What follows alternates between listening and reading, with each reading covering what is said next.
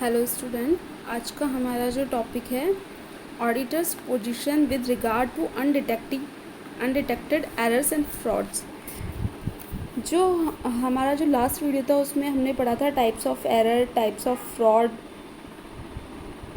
ये हमने देखा था। और ये देखा था कि अंकेक्षक का जो कार्य होता है वो कंपनी के जो वित्तीय प्रपत्र होते हैं, जो final trading and P&L account जो तैयार किया जाता है, बैलेंस शीट जो तैयार की जाती है, उनकी वो जांच करता है। तो यहाँ पर हम देखते हैं कि ऑडिटर की जो पोजीशन होगी वो क्या होगी एरर्स एंड फ्रॉड्स के रिगार्डिंग। स्टार्ट करते हैं। छिपी हुई अशुद्धि व गबन के संबंध में अंकेक्षक की स्थिति। Auditors position with regard to undetected errors and frauds. यहाँ देखते हैं अंकेक्षण कार्य के हो जाने के पश्चात भी हो सकता है लेखा पुस्तकों में कोई अशुद्धि या गबन छिपा हुआ रह जाए, जिसका कि बाद में पता चले। अच्छा, जब ऑडिटर जब ऑडिट करता है तो ये हो सकता है कि जब वो कार्य समाप्त हो जाए उसके बाद भी कोई ऐसी अशुद्धि या कोई ऐसा कपट गबन छिपा हुआ रह जाए जो कि उसे ना पता चले। तो क्या हम उसे जवाबदेह साबित कर सकते हैं? क्या हम ये कह सकते हैं कि वो इसके लिए ज़िम्मेदार है कि उसने जो अपनी रिपोर्ट तैयार की है उसके अंदर जो रिपोर्ट में सारे जो भी प्रपत्र उनके बारे में उन्हें सही बताया है अपनी रिपोर्ट में, तो हम ये कह सकते हैं कि वो उसके लिए जवाबदेह है, उसने जान के ये किया है। तो इसके संबंध में हम देखते हैं ऐसी परिस्थिति में अंकेक्षक की स्थिति अग्रलिखित प्रकार होगी। बहुत सारे केसेस ऐसे हुए हैं जिनमें इस तरह की स्थिति आई है कि अंकेक्षक ने अपनी जो रिपोर्ट है उसके अंदर सही रिपोर्ट के अंदर सही बता दी है व्यवसाय की स्थिति को, लेकिन बाद में पता चलता है कि उसके अंदर कोई छिपा हुआ गबन था या छिपी हुई कोई अशुद्धि थी। तो उसके संबंध में जब केस हुआ, न्यायालय द्वारा विभिन्न प्रकार के निर्णय दिए गए विभिन्न प्रकार के केसेस में, उसके बेसिस पर यहाँ पर हमारे पॉइंट्स हैं कि अंकेक्षक की स्थिति छिपे हुए अशुद्धि व गबन के संबंध में क्या होती है। तो फर्स्ट यहाँ देखते हैं उचित सावधानी व चतुराई का प्रयोग। ये किंगस्टन कॉटन मिल्स कोई केस हुआ था। ये सारे केसेस के बारे में हम आगे चैप्टर्स में पढ़ेंगे, यहाँ पे भी इसका नाम ही दिया है। तो ये किंगस्टन कॉटन मिल्स जो केस हुआ था उसके अंदर जो निर्णय दिए गए थे उसमें एक लाइन यूज़ की गई थी, उचित सावधानी व चतुराई का प्रयोग। तो यहाँ पर ये बताना ज़रूरी है कि अंकेक्षक अपने कर्तव्य में उचित चतुराई व सावधानी से कार्य करेगा। किसी विशेष मामले में उचित चतुराई व सावधानी क्या होगी, यह उस मामले की परिस्थिति पर निर्भर करता है। यानी कि ये देखा जाएगा कि जो भी अंकेक्षक ने जिस भी वित्तीय विवरणों की या जिस मामले की भी उसे जांच करनी है उसके संबंध में उसने स्टेप बाय स्टेप तरीके से, चरणबद्ध तरीके से कार्य किया है, नहीं किया है, वाउचर्स चेक करना, प्रमाणन, सत्यापन, सभी कार्य उसने अपने जो योग्यता है उसके अनुसार किए हैं अथवा नहीं किए हैं। दूसरा, एक दो प्रोसेस होती हैं, एक तो सामान्य एक रूटीन वर्क ही होता है कि कोई व्यवसाय है उसका अंकेक्षण किया जा रहा है, उसमें हो सकता है कोई छिपी हुई लापरवाही हो, छिपी हुई अशुद्धि हो या गबन हो पता चले। और एक होता है कि किसी व्यवसाय में कोई बहुत ही बड़े लेवल पे कोई फ्रॉड हुआ है और उसकी जांच के लिए अंकेक्षक की नियुक्ति की गई है। तो दोनों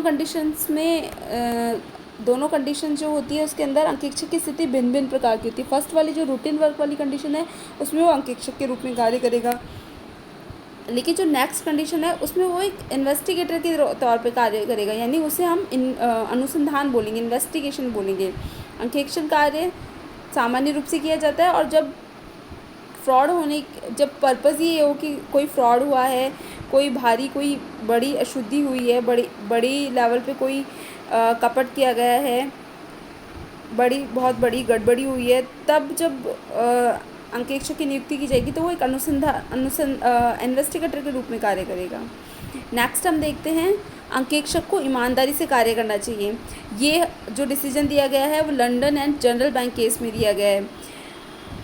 यहाँ पर ये बताया गया कि अंकेक्षक का कर्तव्य कि ईमानदारी से कार्य किया हो, जिसे जो कार्य उसे लगता है कि ये सही नहीं है, ये जो वाउचर्स है वो सही नहीं है या माल को बढ़ाकर दिखाया गया है, तो वो सारी बातें वो अपनी रिपोर्ट के अंदर लिखेगा। ऐसा नहीं है कि उसे कोई कार्य लगता है कि यह कार्य सही नहीं है लेकिन वो उसे प्रमाणित करता है कि नहीं ये कार्य तो सही है, तो ये गलत है। यहाँ पर कहा गया है London and general bank case में कि अंकेक्षक को ईमानदारी से कार्य करना चाहिए। नेक्स्ट है हमारा, अंकेक्षक का कर्तव्य संदेहशील होना नहीं है। यहाँ हम देखेंगे, ये भी किंगस्टन कॉटन मिल्स में बताया है। यहाँ पर एक लाइन यूज़ की थी, जिन्होंने डिसीजन दिया है उन्होंने एक लाइन यूज़ की है, अंकेक्षक की स्थिति एक रखवाली करने वाले कुत्ते के समान है, ना कि शिकारी कुत्ते के समान है। तो यहाँ पर ये देखा जाए कि अंकेक्षक कोई जासूस नहीं होता, जो कि जब उसने अंकेक्षण कार्य प्रारंभ किया तो स्टार्टिंग से वो संदेशहीन होकर ही उस कार्य को करे कि नहीं कुछ तो यहाँ पर गड़बड़ी होगी, अवश्य हुई होगी, कोई लापरवाही तो अवश्य हुई होगी। ये अंकेक्षक का कार्य नहीं है। वो एक सामान्य रूप से कार्य करता है कि वो सामान्य रूप से चरणबद्ध तरीके से अपने कार्य को करेगा। उस संबंधित जो भी व्यवहार होगा उससे संबंधित वाउचर्स को देखना, उनकी वेरिफिकेशन करना, उनका प्रमाणन करना, ये कार्य वो करेगा। और लेकिन जब अंकेक्षक की नियुक्ति एक अनुसंधान कार्य में हुई हो, यानी जहाँ पर बहुत बड़े लेवल पर कोई फ्रॉड हुआ हो, गड़बड़ी हुई हो, वहाँ पर जब अंकेक्षक की नियुक्ति की जाएगी तो फिर वो वहाँ पर शिकारी कुत्ते के समान यानी ब्लड हाउंड के समान कार्य करेगा। नेक्स्ट हम यहाँ पर देखते हैं,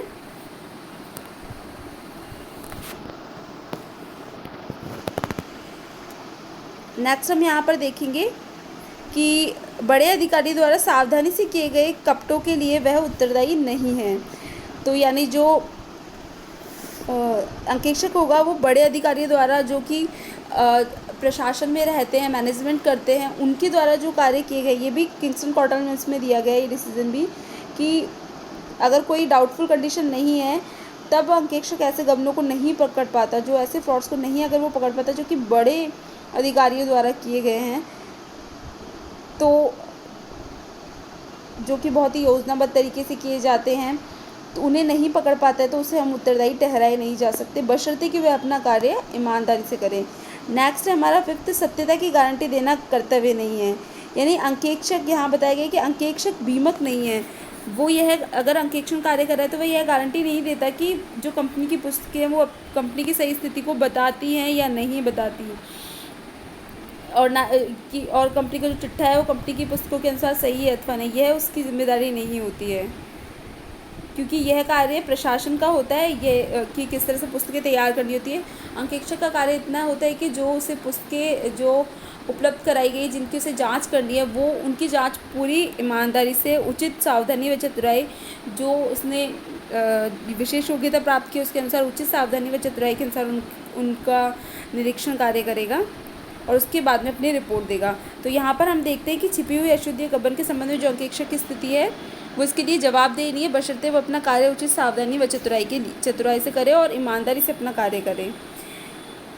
अब जो नेक्स्ट हमारा जो वीडियो होगा उसके अंदर हम जो स्कोप ऑफ ऑडिट है वो पढ़ेंगे कि अंकेक्षण का कार्यक्षेत्र क्या है। इसके लिए थैंक यू।